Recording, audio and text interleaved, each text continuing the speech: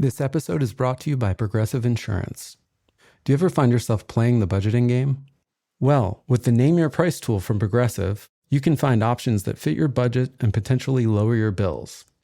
Try it at progressive.com. Progressive Casualty Insurance Company and Affiliates. Price and coverage match limited by state law. Not available in all states. Imagine this. The best pasta sauce you have ever tasted sits abandoned on a plate. Wasted sauce. That is a tragedy. If only you had used Barilla al Bronzo pasta. Its bronze-cut texture holds your sauce and scoops up every last drop. The Italians call that scarpetta. Capture sauce the Italian way. Barilla al Bronzo. Click or tap the banner to find out more. Did you know that parents rank financial literacy as the #1 most difficult life skill to teach? Meet Greenlight, the debit card and money app for families. With Greenlight, you can send money to kids quickly, set up chores, automate allowance, and keep an eye on your kids' spending with real-time notifications. Kids learn to earn, save, and spend wisely, and parents can rest easy knowing their kids are learning about money with guardrails in place. Try Greenlight risk-free today at greenlight.com/Spotify. Welcome back to Mama Mystery. I am your host, Kelly, and I have a co-host with me today that has been highly requested that I bring her back, and it's Daisy. Hello. Welcome, Daisy. Thank you so much for joining me today. Absolutely. I think we know why I'm here, though, and I think it's called motherload guilt. Oh. Okay, so totally busted. So we do have a podcast, a sister podcast called The Motherload that originally was going to be, maybe me, Caroline, and Daisy. Just in the early stages, we threw it around. We did. We hashed it out a little, but imagine my surprise amazing. when I scrolling through Facebook. Oh, look at the new podcast, The Motherload. She's not bitter, but I am going to make her probably a little more regular on here because it's nice to be able to tell people stories, and Austin's always so busy and unavailable, and I don't like just talking to myself, so... And honestly, it's not their fault. I mean, I canceled on Kelly like 7 different times before. I feel like maybe she thought I wasn't, going to be as responsible. Maybe she just doesn't want to do this, but doesn't want to hurt my feelings. No, I do. I'm just so busy. I put on some neck cream for the second time today that I bought a month ago that literally I wanted to tighten my neck, and all you have to do is put it on every night, and I've done it twice in 1 month. So, and both of those times were this morning? No, I did it the day it came because I was real excited about opening up the box. And then today I'm like, oh, maybe I should. I've literally laid in bed and I'm like, ooh, I should go get that neck cream, but it's all the way in the bathroom. So yeah, I've totally had that. Or same with brushing my teeth. I know that sounds so gross, but I know. Sometimes I'll have like a cookie in bed, a cookie or like 10 Oreos because I have no self-control. But I will do that, and then I'm like, I gotta walk all the way over there and brush my teeth. I know. This sucks. Spray tan is another one where I'm like, I should go downstairs and spray tan because I've just got like my own little thing, not like a big commercial thing. And then I'm like, I'm too lazy, and then I have to tell myself, when you're too lazy to spray tan, Daisy, I think it's maybe time to take a look at yourself. Okay? Take a good, long, hard look in the mirror. We're not talking about too lazy to exercise. We're talking about too lazy to spray tan, okay? Yeah, no, I feel you. It's honestly because I'm just exhausted by the end of the day. That's why I don't wear makeup. But you have a toddler and a baby. My youngest is 16, so what's my excuse? I am busy. I'm busy with work, so... You are busy. You were just telling me how busy you are. And you are a mortgage I am a mortgage lender. Well, I'm a mortgage loan officer. Loan officer. Yes, a lender, I guess. So, yes, I help people get mortgage loans. So, I specialize in first-time home buyers. So, I work a lot with people that don't know what they're doing at all, but that's okay because that's what I'm here for. That's what I'm here for. But that would take a lot of time having to explain that whole process. It does, but I like it. It's all about them trusting me and communication and everything. And so I've made like so many friends, really, and just like some that just bought a house last year, then they just had a baby, or they just had another baby or whatever, and I see it on Facebook, and I'm just proud of them because, that's what they're doing. They're doing it. They're living the dream. Yeah. All right. Well, today we are talking about a case that you have not heard of. Is that correct? No, you told me the name, and that's it. It took me, I had to sit on my hands because I wanted to Google it, but I did not. Okay, I'm going in blind. I am proud of you. Okay, well, today we are talking about Molly Watson. Molly Watson was just 2 days away from the happiest day of her life, a fairy tale wedding to the man that she believed was her soulmate. But instead of walking down the aisle, Molly's body was found on a remote Missouri back road, shot execution style in what looked like a targeted killing. As investigators began digging into her life, they uncovered a secret that would flip the case upside down and reveal a double life so twisted it stunned even seasoned detectives. So this is the story of Molly Watson.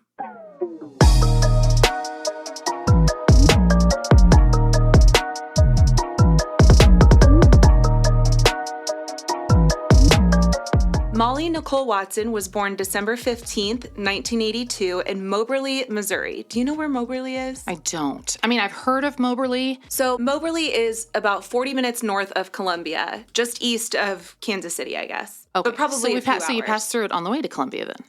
Yeah, well, I guess no, because it would be north of Columbia. So if we were traveling, it would be straight east. We're like in Kansas City. I'm not a doctor, Kelly. I don't know. It doesn't really matter. So we'll just keep going. So Molly grew up in a tight-knit family in northern Missouri. Her parents, Tim and Sandy Watson, raised Molly and her brother in the small town of Huntsville, which is just west of Moberly. Now, people who knew Molly described her as kind, creative, and devoted to her family. She even had a young son of her own, Declan, and loved being a mom. Family was everything to Molly. She was the kind of person who spent weekends with her parents and was exceptionally close with them and her brother. Aside from her day jobs, Molly had a creative, entrepreneurial streak. She loved nail art and even started her own indie nail polish line called Shine Spark Polish. Is that like similar to Jamberry, or what is that called? Oh, yeah, Jamberry and like the stuff that the like little stickers, sheets that you put on. Yeah. But there's another one too. I can't remember what. When they first came out, you had to use a blow dryer. Really? Yes. You put them on and then they were almost like a shrink wrap. Yeah. And you put heat on it. Can you imagine? I know. Using those heat things? Yeah. With this company, she designed custom polishes and sold them online. And friends in the nail art community really admired her talent and her passion. And this wasn't really a huge moneymaker for her or anything. It was mostly just a hobby turned small business. But it just shows how full of life and ideas Molly was. Not everyone has the mindset to turn their hobby into a small business, but she poured creativity into everything she did. By her late 20s, Molly was working a steady job and raising her son Declan. In early 2010s, she took a position as a corrections officer at the Moberly Area Correctional Center, which is a prison in town. And it was a solid job with benefits, and Molly wasn't afraid of hard work. But little did she know this job would also be where she met the man who became the love of her life, a coworker, not an inmate. Okay, because I thought I could see, I knew where it was going, and I'm like, oh, Molly, you cannot reform them. Stay away from the prisoners. They can't be saved. No, I'm just kidding. Sometimes they can. Okay. Well, yeah. But anyway, this guy was a coworker named James Addie. Okay, all right. So James Addie was a fellow corrections officer at Moberly, and he was quite a bit older than Molly. When they met around 2011, Molly was about 29 years old, and James was in his early 50s. There it is. Despite the age difference, Molly fell head over heels for him. Her brother Tim later said that Molly was absolutely 100% in love with James. And for Molly, who had already been married once before, and that was Declan's father, who's now out of the picture, James seemed like a second chance at love and happiness and a secure family unit. Now, a quick side note about James Addie, because he's central to this story. At first glance, James was a quiet, unassuming guy. He had been married before. In fact, James had been married multiple times, and Melanie was wife number 4, so Molly would have been wife number 5. Now, we don't know much about those earlier marriages, and Molly's family didn't either, but what we do know is that by 2011, James had been married for many years to a woman named Melanie and had 2 children, a teenage daughter, Emma, and a son named Ben. Now, it's not clear exactly when Molly learned that James was married. According to one friend, Molly knew that he was married, that he definitely had a wife, but believed that he had planned on leaving her when their daughter went off to college. So for 7 years, James carried on this affair with Molly behind his wife Melanie's back.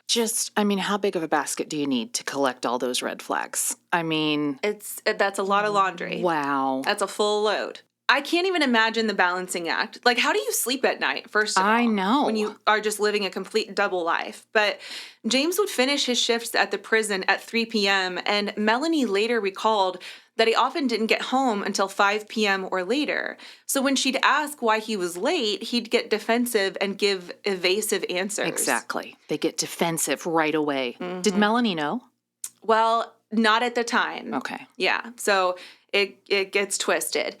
In reality, he was likely squeezing in time with Molly, obviously, and he even managed to take Molly on a couple of trips, one to Disney World in Florida, which, as we'll see, is fitting given Molly's love for Disney, and another romantic trip to Mexico. I know they didn't have GPS and Life 360 and all that, but in any way, shape... Though. Oh. Was that not a thing? Oh, yeah. No. Okay, so in any way, shape, or form, could Austin possibly take another woman to Disneyland and you not know? Absolutely Are not. you kidding me right now? I guess when you're in your 50s... I'm 51. Hello. But it's 2025. So I feel like in 2011, maybe, I don't know, I'm trying to make excuses to how and why this could happen. No way, no how, nowhere. If you're gone for 24 hours, if I didn't know my husband's where, and I'm not a jealous person, I don't, golf a little longer, please. I can do whatever I want. But yeah. Even if he was gone if there was like a 12-hour period that I didn't know where he was. Yeah. That would be, Right. Like, is he telling her that these are work trips or something, and she's just none the wiser? Because there would be zero way for either one of us to have any sort of overnight, Yeah. And how are you paying for that at Disney World? Yeah, exactly. And you're not taking either of your kids?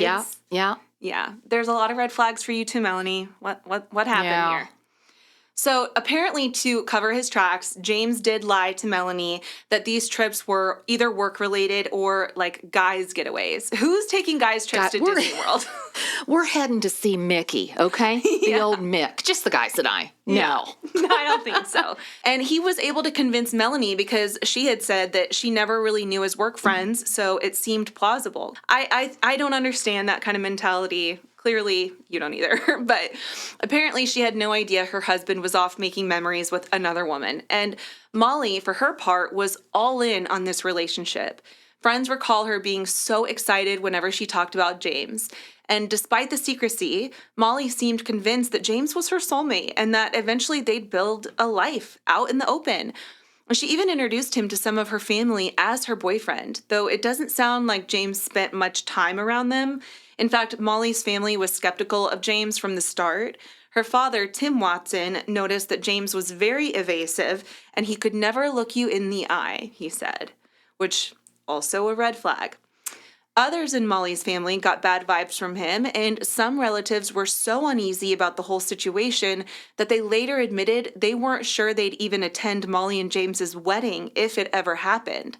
Still, Molly was an adult and deeply in love, and she stood by James, defending him to her family.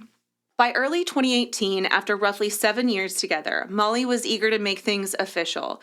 Sure enough, James Addie proposed to Molly in 2018, and she said yes. This was a dream come true for Molly. Finally, the man she loved was going to be publicly hers. And they started planning a wedding for the end of April of 2018, just as James had promised. The theme was Disney themed, Molly's favorite. She and James apparently decided on a Beauty and the Beast themed wedding with burgundy and gold decorations and lots of Disney magic. And Molly was ecstatic. The wedding planner, Sam Cohen, remembered how giddy Molly was over every detail. From Molly's perspective, it was going to be a beautiful wedding and the best day ever. Hair and makeup artist Crystal Graves and Tabitha Shilb recalled that she was so excited. They had been working on a wedding that was Beauty and the Beast, very Disney themed. They had worked out all the details, and it was going to be her fairy tale day. Disney theme is fine, but Beauty and the Beast? Is that a little foreshadowing? Right. Yeah. Is he still with Melanie? No. at this time? No. Okay. Oh, well, Okay. we'll get there. There wasn't any, I actually divorced her. Well, I we'll mean, get to that. Okay, because if I was Molly, I'd want proof. I would want proof too. Yeah. Yeah. So James's attitude about the wedding raised some eyebrows. Sam Cohen, the planner, said that James was kind of the opposite of Molly, that he was very quiet, didn't show much enthusiasm, and said, quote, "I thought he was just a groom along for the ride." Which it's not unusual for grooms to be less into wedding planning, but given what I know now, James' lack of enthusiasm might have been something else entirely, like dread, maybe? Yeah. Still, the planning marched on. Invitations went out, venues were booked, dresses and suits arranged, all the usual chaos of wedding prep. Yet James continued to be evasive and even uncooperative at times. At one point, he kept postponing meetings with the wedding planner, claiming he had urgent personal matters to attend to. Specifically, Like his other family. it's not funny. Sorry. Specifically, James told people, including Molly, that his ex-wife Melanie had been in a terrible car accident and had died after being taken off of life support. He said he was busy dealing with the funeral arrangements at the time that he's planning this wedding. Okay. Did Now, she die? Well, You can't tell me now? this... Because I'd be looking up the obit. That was what, I mean... Oh, yeah, just wait. You just wait. Now, this lie is on a whole other level. Not only was Melanie not James's ex, they were still married. She was also very much alive and well at that time. James concocted this fake tragedy seemingly to explain why he had to duck out of wedding tasks and perhaps to garner sympathy from Molly and others. If his ex-wife died only weeks before his new wedding, then no one would be surprised if he was distracted or somber. And it's a pretty twisted plan, and it hints at James's desperation to just juggle these two worlds. By mid-April 2018, just a couple of weeks before the ceremony, some of Molly's family members were openly voicing that they didn't really like James. In fact, Molly's aunt, or a friend of the family, Carol Lindbergh, gently told Molly she might not attend the wedding. In a text, she excused herself by half joking, quote, "You know how I feel about weddings and funerals. I kind of avoid them," end quote. And Carol never would have imagined how prophetic her words were. Now, despite the tension, Molly remained determined to marry James. On April 25th of 2018, 2 days before the wedding date, the couple went to the Randolph County Recorder's office to get their marriage license. Now, this should have been a routine task, but it turned into another odd incident. Mark Price, the county recorder, asked James the standard questions for the marriage license form, like, have you been married before? And how did that marriage end? Things that are required by law. You also have to answer if you're related, which I think is funny. On those forms, you have to, like, I guess because they have to let you know that, like, Anywhere in Missouri or just in Moberly? Well, I think like anywhere in the country. Really? Yeah, because I remember having to say, like, we are not related. He's not my cousin. Like, I had to explicitly say that Austin was not my relative. That's crazy. I know. But anyway, so this guy is asking him these standard questions, and according to the county recorder, James was just confused at the questions, saying, quote, he seemed perturbed. He was just like, why do you need to know that? And then James lied to the recorder, stating that he and his wife Melanie had divorced and that she had subsequently died in a car accident. Mark Price remembered James's irritated demeanor clearly because it struck him as odd at the time. But with nothing to do but accept the answers, he issued the license in the names of Molly Watson and James Addie. Now, with the marriage license secured and just about 48 hours to go, Molly was on cloud nine. Meanwhile, James was scrambling behind the scenes, and we later learned that on April 26th, the very next day, Molly's phone records show that she did something telling. She searched online for an obituary or death notice for Melanie Addie. So it seems Molly was double-checking James's car accident story, and maybe she had a gut feeling that things weren't adding up. Yeah. Unsurprisingly, no obituary existed. Melanie Addie was alive, so of course, Molly found nothing. This must have raised serious alarm bells for Molly, and we don't know if she directly confronted James on the 26th about her discovery, but it's very likely she asked him questions or intended to. What we do know is James texted Molly that day saying, quote, "The funeral is tomorrow," referring to his supposed ex-wife's funeral. Then he wrote, quote, "I'm sorry, sweetness. I love you so, so much," trying to reassure her. Perhaps he hoped that this lie would buy him time, and maybe Molly would postpone the wedding if she believed her fiancé was burying his former spouse on the eve of their nuptials. But it didn't work. If anything, James's wild story sped up his day of reckoning. Molly was now very suspicious. On April 26th, she was seeking the truth about Melanie. By the morning of April 27th, Molly Watson likely realized that her fiancé was feeding her a pack of lies. James wasn't divorced. His wife wasn't dead. If Molly had fully figured this out, she would know James Addie was not free to marry her at all. And one can only imagine her emotional state of confusion, betrayal, and anger. According to prosecutors, they believe Molly did confront James, or was about to. And this brings us to the tragic climax of our story, the night of April 27th, 2018.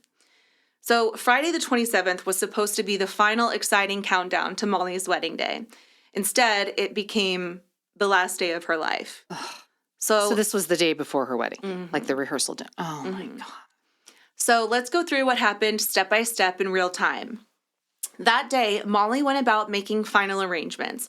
James actually swung by the wedding venue in the afternoon to drop off some centerpieces and decorations. The planner, Sam Cohen, noted nothing unusual in his demeanor. He was just quiet as always. As Sam walked James out, she casually asked, "Are you getting excited? I mean, it's 2 days until your wedding," which is a pretty fair question. And James' reply was a bit blunt. He said that Molly was driving him crazy. Oh. Bad sign. Sam later remembered thinking the comment was odd, but she shrugged it off at the time. In hindsight, James was likely extremely on edge. His two worlds were about to collide at the wedding, and Molly was pressing him about Melanie's supposed death, so you can imagine the pressure was mounting. That evening, Molly was at home in Huntsville, likely with her parents. She and her son lived very close to them, possibly even together, but at least like on the same property. So sometime after 7 p.m., James called Molly on her cell phone. And we know this because phone records later showed a 22-minute call between them that evening. During this call, James likely convinced Molly to meet up with him so they could talk things out privately. Now, whatever he said, he was urgent enough that Molly literally left in her slippers. And according to her brother, she, quote, grabbed her slippers, threw them on, grabbed her coat, and told her mom and dad, "I'm going to meet James for a little bit. I'll be right back." So James directed Molly to a very remote location, a dirt back road in rural Monroe County, which is not far from the town of Middle Grove. Specifically, it was near a low-water creek crossing off Route M, which is an isolated spot where James often went fishing and knew the area pretty well. It was dark by then, and Molly drove out there, still on the phone with James during the roughly 22-minute drive. It appears James stayed on the other line with her until she was close. The time was probably around 8 p.m. or shortly after when Molly arrived at the desolate location. What happened next is pieced together from forensic evidence and a critical eyewitness who happened upon the scene. This eyewitness was Glenn McSparron, a local man who was driving through that area twice that night. Glenn's mother lived nearby, and he often took that back road as a shortcut. At about 8:30 p.m., as Glenn was driving his daughter to his mom's house, he encountered something unusual on the dirt road. In the beam of his headlights, Glenn saw two cars near the low-water crossing. One was stopped by the crossing, and another was coming toward him from the opposite direction. So Glenn slowed down, thinking perhaps a car was stuck in the creek, because low-water crossings can be tricky, and the car approaching him was a light-colored, older model sedan. He later described it as a big grandma car, being driven by an older white male who was, quote-unquote, quote, short. Beast-like, if you will. Beastly. That description, as you may guess, fits James Addie, who is a shorter man in his 50s. The sedan's headlights were bright and angled such that Glenn couldn't see everything clearly, but he did notice another vehicle parked off to the side, facing away, presumably Molly's car in the creek bed area. So Glenn, thinking someone might need help, pulled up and rolled down his window. He shouted to the older man, "Hey, is somebody stuck down there?" James stepped partially out of his car but stayed near his door, and Glenn couldn't see him well due to the glare of the headlights, but he heard the man answer in a dismissive tone, "I don't know where they're at. It's going to be a while." Essentially, the stranger was implying that whoever was in the car was not around at the moment and that Glenn should just move along. The man even suggested Glenn take a different route to avoid the area. Glenn later recalled feeling that something about this interaction was off. The whole scene didn't sit right with him. Right. He saw the older guy's car sliding back and forth a bit as if trying to get traction or perhaps trying to push the other car, and the older man's demeanor was just strange. So Glenn did leave initially. He backed his truck up and went around as directed, continuing on to drop off his daughter. But that gut feeling just kept nagging him. So after about 30 minutes, having dropped off his child and spoken with his brother and mom, Glenn decided to drive back through the area to make sure everything was all right. It was now 9 p.m. or a little after, and as he was returning to the creek crossing, the scene was quiet. The grandma car and the older man were gone, but as Glenn's headlights cut across the darkness, they illuminated something horrifying, a body lying on the ground in front of a car. It was a woman's body face down on the dirt. Glenn stopped and realized with shock that it was the driver of the other vehicle, and she was not moving.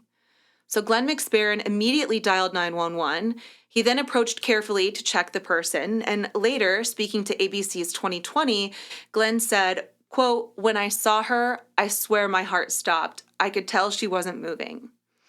The woman on the ground was 35-year-old Molly Watson, and tragically, she was already dead. Glenn immediately called 911, and that call set off the investigation that would unravel James Addie's double life. So let's just pause and consider the crime scene as the first officers arrived. This is rural Missouri, pitch dark, and the only illumination is from patrol car headlights and flashlights. Molly's black Ford SUV was found near the shallow creek. Her body was in front of the vehicle as if she had gotten out or been standing by the hood when she was killed. Investigators from the Monroe County Sheriff's Office and the Missouri State Highway Patrol rushed out to secure the scene. They found Molly's purse and other personal belongings still in the car or nearby, and crucially, her engagement ring was still on her finger, and her cash and valuables were not taken. So this immediately told police that robbery was not the motive. Whoever did this wasn't trying to steal from her. This was personal. So while examining the area, police noticed something was missing. Molly's cell phone was nowhere to be found. Given that most people keep their phone close, its absence suggested that the killer might have taken it. Investigators made a mental note to search for the phone, but they surveyed the ground for any immediate evidence. They observed tire tracks in the soft earth by the creek, impressions that didn't match Molly's vehicle. Casts and photographs of these tire treads were taken since they might later be compared to a suspect's car. Another deputy, while driving back to the scene in the dark, spotted something odd on the side of Route M, a road leading away from the crime scene. It was a discarded blue t-shirt lying in the road. Thinking it could be related, he picked it up, and that shirt turned out to be a jackpot piece of evidence. It had gunshot residue on it and Molly's blood on it. It appeared the killer might have used this shirt during the shooting, possibly to muffle the gun or wipe something off, and then threw it out of the car window while he was fleeing. In the same general vicinity, officers also found an empty box of .22 caliber ammunition tossed on the roadside along Route M. It was a Remington Thunderbolt .22 caliber ammo box, and all the bullets were gone. I can't help but think, like, what a stupid criminal to just literally leave a trail of breadcrumbs right back from the crime scene to you. Right. Well, that's what I'm sitting here thinking, I'm like, okay, what really was his motive? Just that it's not that he didn't want to hurt Molly's feelings, because obviously he was going to kill her. Mm-hmm. I guess he was trying to keep it from Melanie. You know, he knew that if he just broke it off with Molly, then Melanie would find out or whatever from Molly. But killing her and creating this murder when her family knows that she was going to go meet him, there was no, he didn't try to cover that up. So, yeah, he's like not thought about any, Yeah. Not that there's a good murderer and a bad murderer, but he didn't think about anything. No, you're right. If his motive was to keep his life with Melanie intact, that was over long before he ever shot Molly. Right. Because there was a wedding planned. Everyone knew about it. Yeah. If he would have even just said, I'm not doing this, I'm calling off the wedding, I want to stay with Melanie, she was going to find out regardless. Right. And even killing Molly, it's like, that's going to make the news, don't you think? That this bride who was set to get married to James Addie, like, it just seems like there was no forethought. If he had any, like, violence in his past. Because to me, this man's just a killer. I don't care if there wasn't a Melanie. I don't care if he was just going to marry her and there was no Melanie, there was no other family. I feel like later down the road, he would have killed her anyway. How he didn't... Maybe you'll say how did they look at any of the other wives or how they I don't think so. Any of that. I mean, to me, this man's just a killer by nature. Yeah.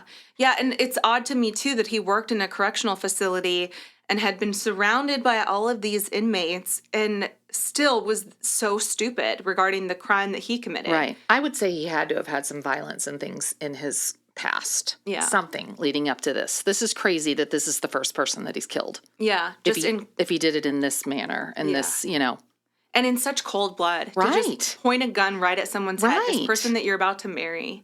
That is just so cold. Yeah. Well, back at the creek, investigators carefully examined Molly's body. She had been shot one time at very close range, essentially point blank to the back of her head. The medical examiner would later confirm that it was a contact wound, so the gun barrel was pressed to her head, and the bullet's caliber was small, likely a .22 caliber.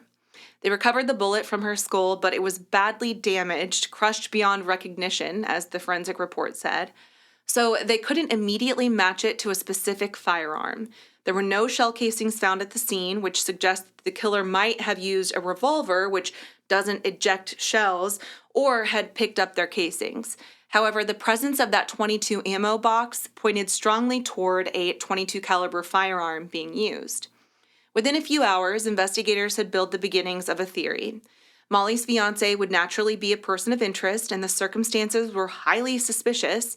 Here's a bride-to-be 2 days before her wedding, found murdered on a road that basically leads towards the home of her fiancé, with evidence like the marriage license in her car and her engagement ring on her hand, emphasizing this whole wedding connection. Well, plus you would think that they would talk to her family, who's the last people that saw her, and say, well, where was she heading? She was heading to meet her fiancé. Yeah, she was literally on the phone with him. Mm-hmm. Yeah. Officers at the scene actually found the couple's marriage license in the back seat of Molly's SUV with, of course, James Addie's name on it. So this gave them James' identity and address very quickly. They also located an online wedding registry for Molly and James, which just further confirmed who he was. Just after midnight, law enforcement was en route to James Addie's house, which was roughly a 30-minute drive from where Molly's body was found.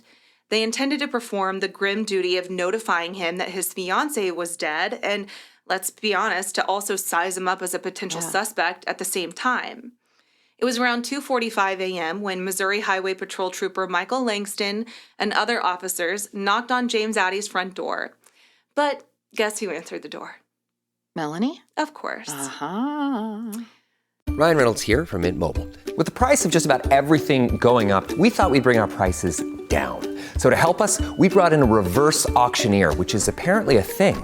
Mint Mobile Unlimited Premium Wireless. How to get 30, 30, bit to get 30, bit to get 20, 20, 20, bit to get 20, 20, bit to get 15, 15, 15, 15, just $15 a month? Sold! Give it a try at mintmobile.com/switch. Upfront payment of $45 for 3-month plan, equivalent to $15 per month required. New customer offer for first 3 months only. Speed slow after 35 gigabytes if network's busy. Taxes and fees extra. See mintmobile.com. We off? 30 seconds of carefree bliss. Oof, like wind in your hair carefree. Oh, like using Clorox Disinfecting All-Purpose Cleaner in the home carefree. Yes! Like dog slobbing on the coffee table and cleaning it with Clorox Carefree. He's on a roll now. Spit toothpaste on the faucet. You got it. You got it. Peanut butter on the light switch. Oh, spritz, spritz. Spritz, spritz. Clorox, man. Clean feels good. Okay, we're back. Use as directed. Meta AI is the personal AI that's tailored to you, now with its very own app. It's built to get to know you, offering helpful answers and inspiration. Looking for something to add to your bucket list? Meta AI goes beyond traveling the world. It remembers you're a basketball fanatic and suggests you attend one of the playoff games. Just start typing or speaking to get the answers you need, wherever and whenever, because Meta AI is your personal AI. Download the Meta AI app, now available on the Apple App Store and Google Play. Hi, welcome to IKEA.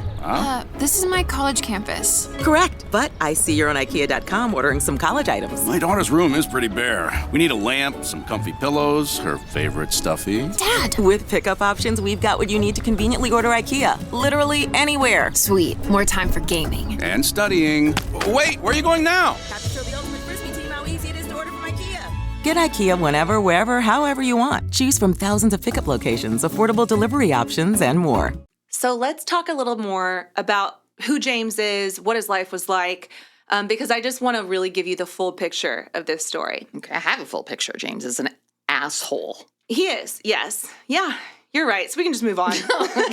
Go ahead, if we must. So James lived in a modest home in Santa Fe, Missouri, which is near Mexico, Missouri. I have heard of that. Okay. With his wife, Melanie, and their teenage daughter. When officers arrived, they expected James to answer the door, likely half asleep, and then be devastated by the news of Molly's death. But instead, in a twist almost too bizarre to believe, they were greeted by Melanie Addie, James's wife of 23 years. Melanie was very much alive, so much for that dead ex-wife story. She looked confused to see police at her door in the middle of the night, and when one of the troopers asked for James, and James himself appeared, coming to the door in a bathrobe, officers politely requested to speak with him about an incident involving Molly.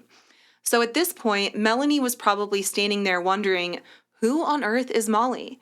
In fact, Melanie asked the officers, "What are you doing here?" Which is when Trooper Langston realized that something was very off. He hadn't expected another woman to be in James's house, let alone that woman to identify herself as James's wife. They literally just found the marriage certificate in Molly's car.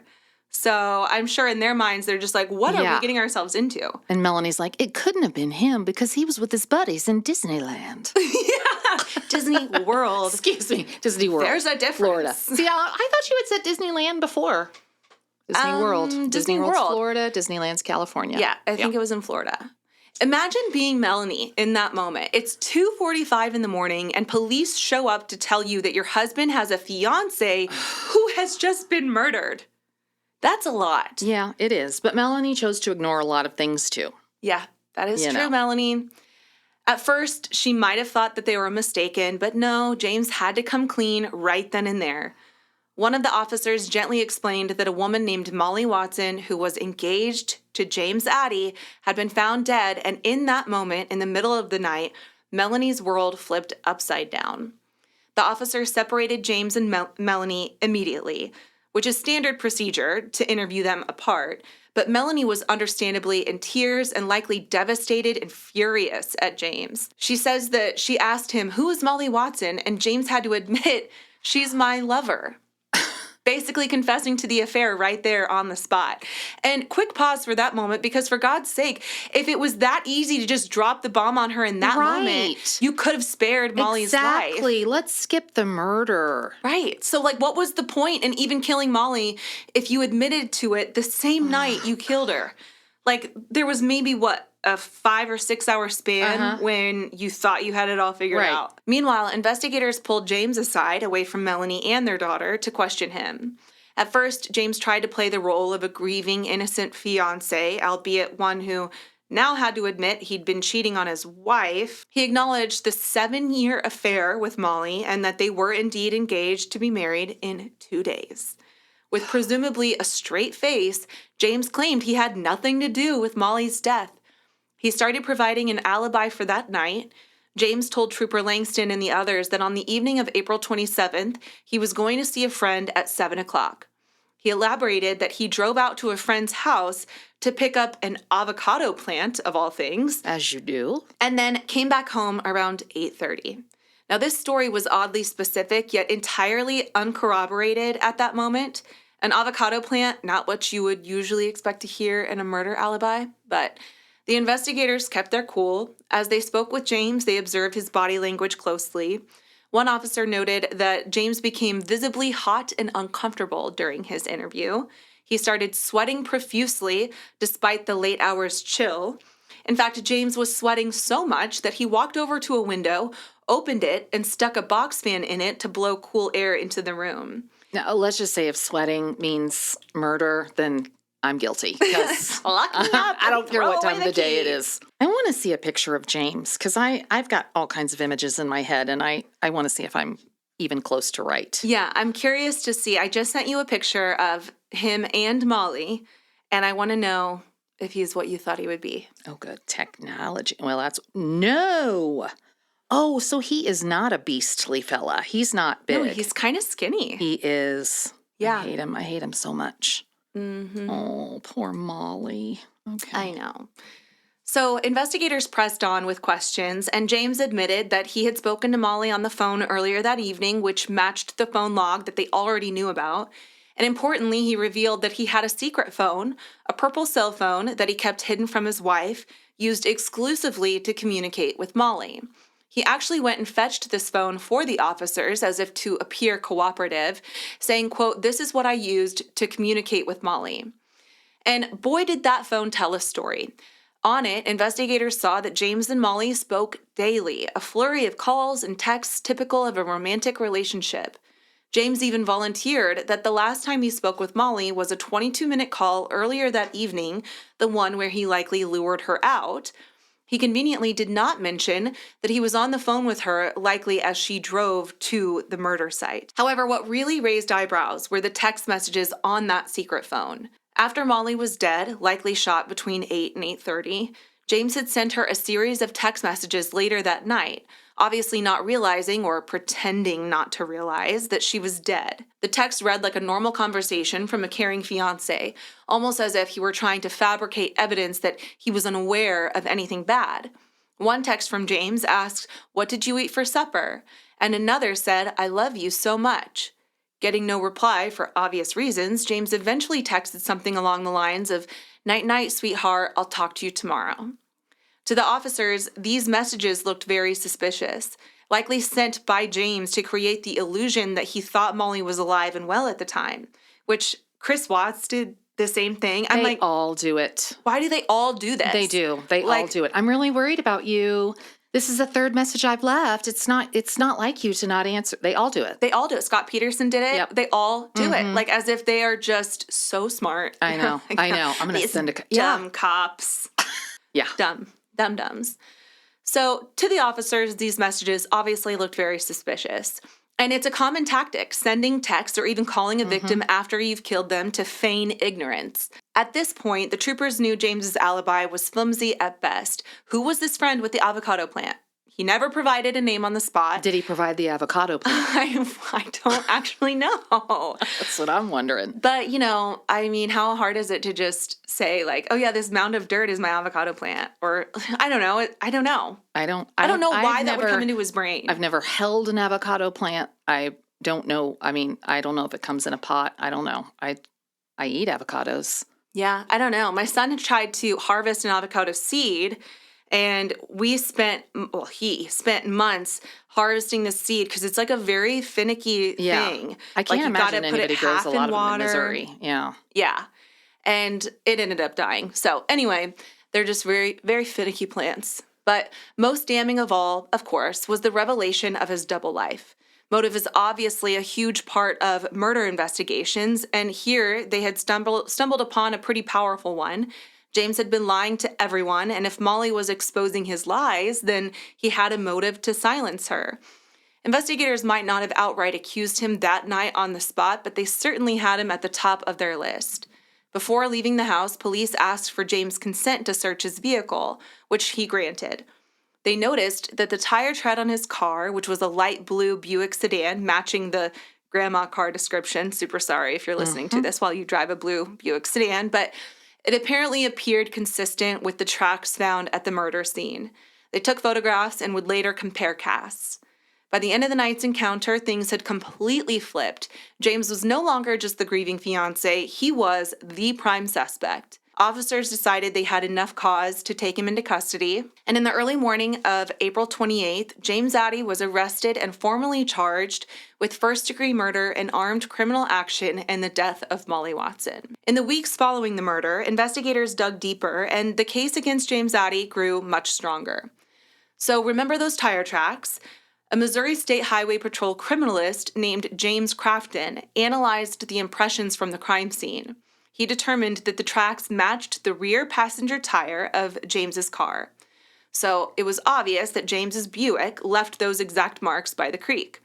And this, of course, placed his vehicle at the scene of the murder.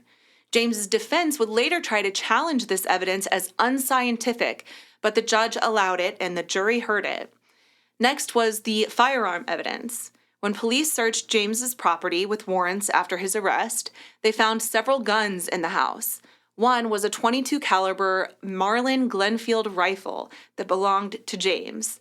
At trial, a firearms expert testified that ammunition from that rifle was consistent with Remington Thunderbolt .22 rounds, the same type from the empty box found on Route M. The ammo box at the scene was likely a puzzle piece linking to James's stock of ammo at home.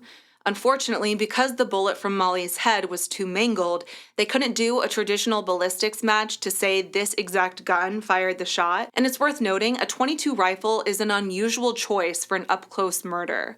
One might have expected like a handgun. Right. So to use a rifle is really extreme. I wonder if she knew, like if they were fighting and then he's like, I'm going to kill you. Was she shot in the back of the head, did you say? I mean, they might not have even been arguing. He might have like just gone out there to kill her. She turned around for. I kind of hope that's what it was. Yeah, I kind of do too. You know, that she just didn't know it. And didn't. Yeah. And it's possible James chose that rifle because it's quieter or because that's what he had available. But regardless, the circumstantial evidence strongly tied that rifle and ammo to the crime. And then there was that blue T-shirt.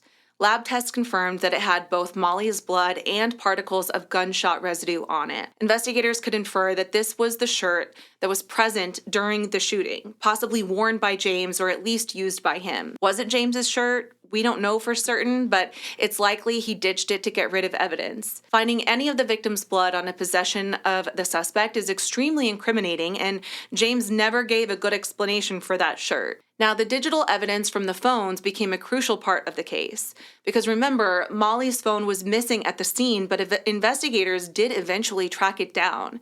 Actually, in a clever move, they subpoenaed Molly's cell carrier and Google data. At some point, they did find Molly's phone itself. It might have been found in a ditch later or recovered via a ping. It wasn't explicitly stated how, but they had her data. From her phone's GPS and records, they confirmed Molly drove directly from her house to the spot where she died, and that she was on the call with James for the whole drive. So James literally guided her to her death over the phone. What's more, forensic analysis of Molly's phone revealed those internet searches on April 26th for any obituary or news of Melanie Addie. In court, prosecutor Tally Smith highlighted this, saying, quote, "Forensic searches of Molly's phone indicated that the day before she was murdered, she was looking for Melanie Addie's obituary." Molly discovered that James's story about his wife's death was a lie. The jury heard that the very day before the murder, Molly effectively learned that James was deceiving her. She likely confronted him or threatened to expose him, and that could have been the trigger that set James's deadly plan into motion. And perhaps the most chilling evidence of all were text messages found on James's phone that he had bizarrely sent to himself on April 27th, shortly before the murder. So just so I make sure you understand, because I know it's confusing, you heard it right. James appears to have texted himself, likely on his work phone or personal phone, in an attempt to fabricate an excuse or psych himself up. So one text, presumably meant to be shown to his wife if needed, said, "Have a meeting tonight at 8, normal place, you have to be there," as if a coworker texted him about a last minute like work meeting. Okay. So that could explain why he told Melanie he was going to a friend's, like he just wanted an alibi of being called away. But even more startling were texts where James seems to be giving himself a pep talk, saying, quote, "Don't be a bitch again. Let's go, man." Oh my gosh. He's crazy. And the fact that it took him that long to kill somebody is surprising. Yeah. It sounded like James was psyching himself up to commit the murder, overcoming any hesitation. And when he says, don't be a bitch again, so like, when did it fall apart? Yeah. When did you try to do it before and it didn't work out? That's scary. No kidding. So while forensic and digital evidence stacked up, Melanie Addie filed for divorce a few weeks after James's arrest. She was furious and devastated at his betrayal, saying in part, quote, he had always been very hard on me about how a wife should act. And then he did this. He had an affair and that's okay? No, we were done, end quote. She started cooperating fully with the prosecution. And in a search of the house, Melanie herself discovered hidden photos of James and Molly together at Disney World, tucked away in a loft storage area of their garage. These photos showed James and Molly looking like a happy couple on vacation. And it was proof of the depth of his deception, and Melanie was prepared to testify about how completely in the dark she had been. She never knew Molly existed until that awful night, which strongly underscored that Melanie had no motive to harm Molly, because some might have initially wondered if like a jealous wife was involved. Yeah.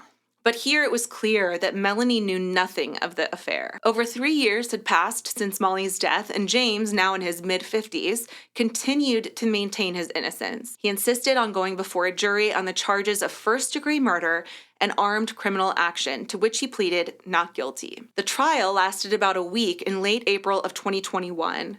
Prosecutors methodically laid out the double life and the mountain of evidence. They painted James as a man who would rather kill than have his lies exposed. Critically, Melanie Addie took the stand against her now ex-husband, for real this time, and this had to be one of the most dramatic moments. She testified that she had no knowledge of James's affair or engagement. She never suspected a thing. Melanie described the night police came, how James was supposedly home by 8:30 and in bed by 2 a.m. when she awoke, which was his cover story. She likely verified that James was not home between 7 and 8:30 since he left saying he was going out. She also told the jury about James's character, saying, quote, he was a pretty selfish person, controlling and intimidating. It seemed like something he would do to fix a problem, detailing his capability for violence. And that line, something he would do to fix a problem, is chilling. His own wife believed that he could resort to murder to solve issues. Their daughter Emma also testified. And in one exchange, prosecutors even asked Emma if she was aware that she had been on the guest list for her dad's wedding to Molly. So you can imagine her answer, she was likely baffled, since of course she knew nothing about it. And that question drove home just how James was planning to marry Molly without even telling his kids. Right. Essentially planning this, like, polygamous marriage, but, like, is it polygamy if the wives don't know about each other? I don't think so. I mean, I guess to him it is, but yeah, it's not. But there was another red flag there for Molly. Again, not victim shaming, but you've never met his 2 children? Yeah. In 7 years. Yeah. Guys, these are red flags. Like, let this be a lesson to you. Exactly. Send this to somebody that needs to hear how obvious these red flags are if it seems even slightly correlated to their lives. Right. I wonder what his defense lawyer could possibly have come up with as any kind of defense. I mean, yeah. Well, throughout the trial, the defense tried to just poke holes. They argued the forensic evidence was circumstantial. The tire tracks could match many cars. The bullet couldn't be matched to James's gun. No one saw James pull the trigger, etc. So it was all just about trying to create doubt. I don't know. They also likely suggested, without any evidence, that somebody else maybe killed Molly, perhaps a random person or who knows. But given all that we've discussed, that is a really hard sell. Molly had no known enemies, and the coincidence of her secret fiancé lying about his wife and being seen at the scene was just too great to ignore. So after roughly a 1-week trial, the case went to the jury, and it did not take them long. Deliberations lasted only about 2.5 hours.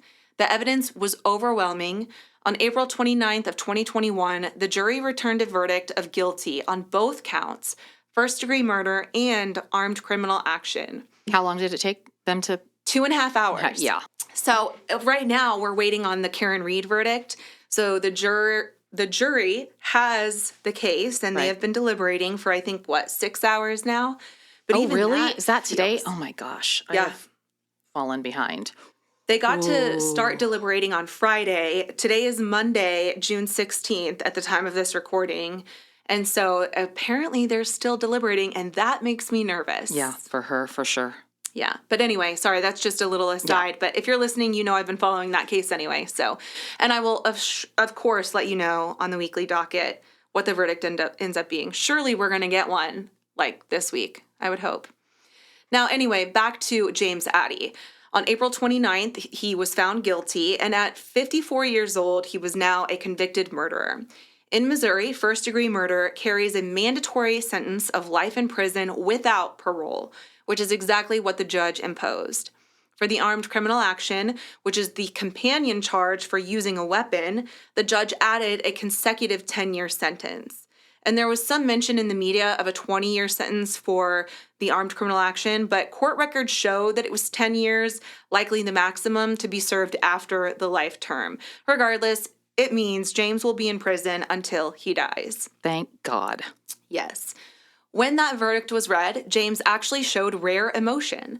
Some reports say he briefly collapsed or slumped over, perhaps realizing the reality of spending the rest of his life behind bars. Yeah, it was totally for himself. It was not realizing what he did. It was realizing that he was going to stay in prison. Yeah, and what a case of irony to go from being a prison guard to becoming an inmate. Exactly. Yeah, the turntables. Exactly. Oh, the turntables. Oh, how the turns table.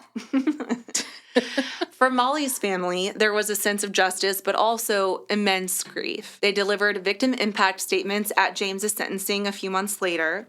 One particularly heartbreaking statement came from Molly's young son, Declan, likely delivered through a representative given his age at the time. But he told James, quote, "You took away my mom from me." And by the end of his statement, there was not a dry eye in the courtroom. Molly's parents also spoke about the hole that her loss has left in their lives. During the sentencing hearing in July of 2021, James Addie did something bizarre. He chose to make a statement. Not to apologize, of course, but to once again proclaim his innocence. And in doing so, he read a love letter to Molly, the very woman that he was convicted of killing. It was really an unsettling spectacle. He addressed the court, reciting a letter as if speaking to Molly in heaven, proclaiming his love for her. And many found this grotesque, understandably so. He never admitted guilt or showed true remorse. Instead, he used the opportunity to blame others. He claimed his defense attorney was ineffective, saying, quote, "The only one I hold at fault in this entire process is my attorney. He failed to present my case. There is no way that I could have done this crime," end quote. James even formally asked for a new trial at sentencing, which the judge promptly denied. And that's crazy to me that you can be well-versed, I think, in like the criminal justice field, being a corrections officer, and think that that's your moment to ask for a new trial after he just imposed a life sentence plus 10. But Melanie Addie, now officially James's ex-wife, was present at the sentencing and later said that she was not surprised by James's denials. She told 2020 that she believed James absolutely did this. In her view, James's problem was that his 2-decade marriage and his 7-year affair were about to crash into each other, and his solution was murder. After the trial, life moved forward, albeit painfully for Molly's loved ones. Declan is being raised by family surrounded by the love of his grandparents, Molly's parents, who had to bury their child instead of watching her walk down the aisle. Molly's obituary noted how she loved her son and spending time with family. The wedding that was supposed to take place in Columbia, Missouri on April 29th never happened, and instead, on that date, Molly's family was likely planning her funeral service. They held a private graveside service for her in May of 2018 to say their goodbyes. As for James Addie, now 58 years old, he sits in a Missouri prison cell. He continues to claim he's innocent and has pursued appeals. In fact, he filed an appeal in 2022 arguing issues with the trial, like challenging the tire track evidence admission. However, the Missouri Court of Appeals upheld his conviction, finding no reversible errors. Barring any miracle for him, James will likely spend life behind bars with no chance of parole. The man who tried to have it all, a wife, a fiancé, and a web of lies, ended up with nothing at all. I hate him. What a despicable, horrible, horrible person. Yeah, it really baffles me that people like this exist, and then to just keep doubling down. Right.